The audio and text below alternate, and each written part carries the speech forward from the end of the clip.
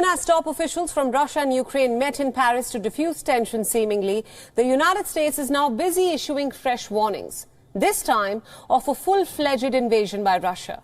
The top U.S. diplomat Wendy Sherman echoed the same concerns today. The U.S. remains convinced that Vladimir Putin is ready to use force against Ukraine by mid-February. Basically, what Sherman is saying is that Putin is set to travel to the Beijing Olympics in February, and any military action during his presence at the Olympics could upset the Chinese President Xi Jinping. So the U.S. estimates that he could use force by sometime around mid-February. The U.S. Embassy in Ukraine urged its citizens to consider departing now, as fears continue over the possible fears of a Russian invasion of Ukraine. In a statement, the embassy warned that the security situation could deteriorate with little notice. Russia, on the other hand, is busy displaying its military might to the world. It has sent more troops towards Ukraine than ever before and has also begun massive military drills with all its fleets. The Defense Ministry has now published videos showing the units moving towards Russia's Rostov region, a region that borders Ukraine. The military also announced new drills involving 6,000 more troops near Ukraine.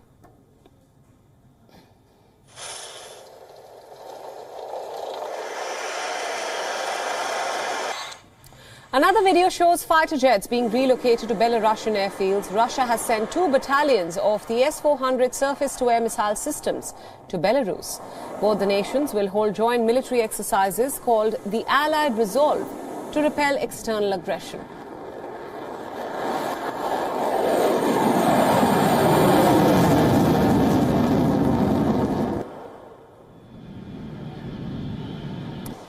There's more. More than 20 warships have entered the Black Sea. Videos show now that warships with radar transmitters on maneuvers are deployed in the Black Sea region. And according to Moscow, the presence of the massive warships is a part of a scheduled naval exercise in the Mediterranean.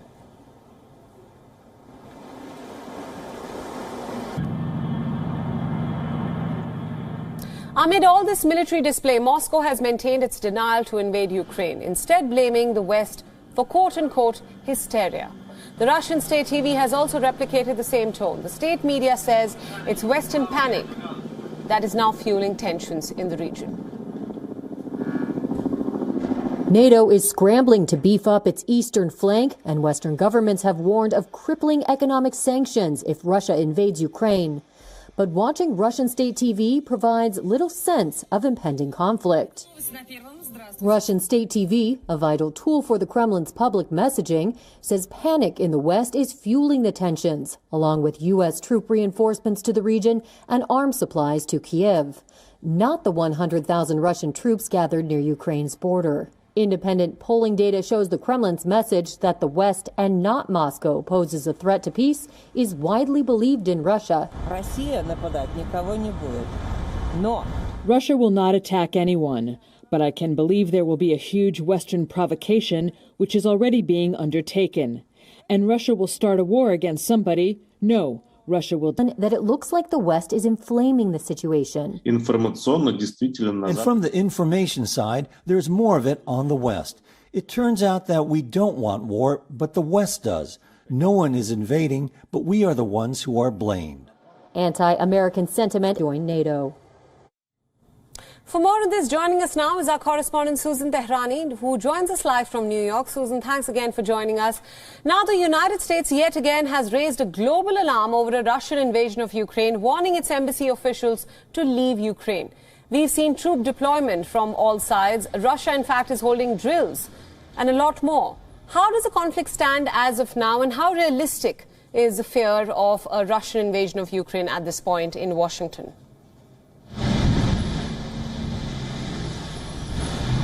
So the latest developments that we have right now, news is that one of the chief negotiators, Wendy Sherman, just had a conversation with Estonian officials, and you can see how concerned European officials are, asking the United States what they think that Russia's next move is. And there's a quote from Wendy Sherman in the readout that basically says that she does not know what Vladimir Putin's next move is, and she predicts that perhaps what will happen is that Vladimir Putin, first of all, she makes clear that she does not own the only person that knows what Vladimir Putin's next move is Vladimir Putin. But what she predicts is that if Russia decides to invade, it would be after the Beijing Olympics, and that would be sometime in mid-February, considering the fact that Vladimir Putin plans on going to the Beijing Olympics on February 4th. That's when it's supposed to launch.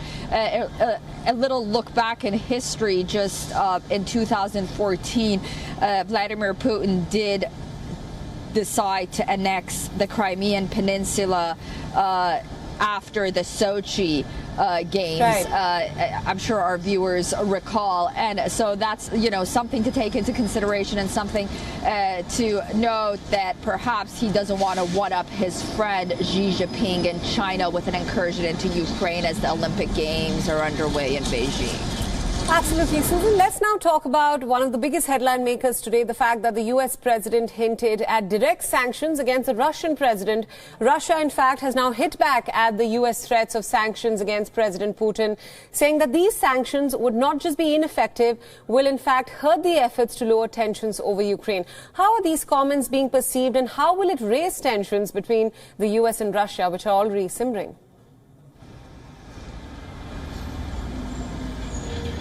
So from a U.S. perspective, the United States has said that a diplomatic path forward has been the only way. However, despite these ongoing talks, and despite the fact that many experts here in Washington say that this is a self-made crisis on the part of the Kremlin, it has to bring something else to the table, because it hasn't been able to diffuse the ongoing crisis on the Ukrainian border, and Vladimir Putin hasn't been convinced to pull back its troops from the border, and the United States has been under pressure to impose tougher sanctions on Ukraine, or on, Russia, and to take more stricter measures, of course, than it did in 2014, because what we saw in 2014, the United States went ahead, imposed sanctions, and Russia annexed Crimea regardless. That's something that Washington is trying to prevent right now. And with it coming out and saying that the option of not sending troops inside Ukraine basically is off the table, then it sees this option sort of, putting sanctions on Vladimir Putin, at least saying that it wants to. We'll see whether or not, Biden really goes ahead and does that or not. It sees the only path forward. It has to do something at this point. America has to say something at this point to get that kind of authority back in these talks. A lot of analysts are saying that, Putin has Biden where he wants to have him. So, it's natural that the United States would come out with these statements at this point. Right. Susan Teherani, our correspondent from New York, thank you so much for all those insights, and thanks for joining us on Beyond this hour. Now, for a better understanding of the Russia-Ukraine crisis as it stands as of now, we earlier spoke to an international affairs analyst from Moscow, the Moscow State University in particular, Boris Volkonsky. Listen in to his inputs on the subject. The main thing is that there are Minsk agreements, and both sides are to fulfill the Minsk agreements and withdraw the troops, the heavy troops from the nearest proximity of the line of the standoff. And as for Normand format, well, I think it's quite plausible and it's quite feasible that it should go on. But the fact is that all this, noise and informational warfare that surrounds it prevents from real talks on real matters. It's always better to talk than to blame each other. And I think that such talks should take place, because you see, what we can observe now is not that the fact that the West is not united.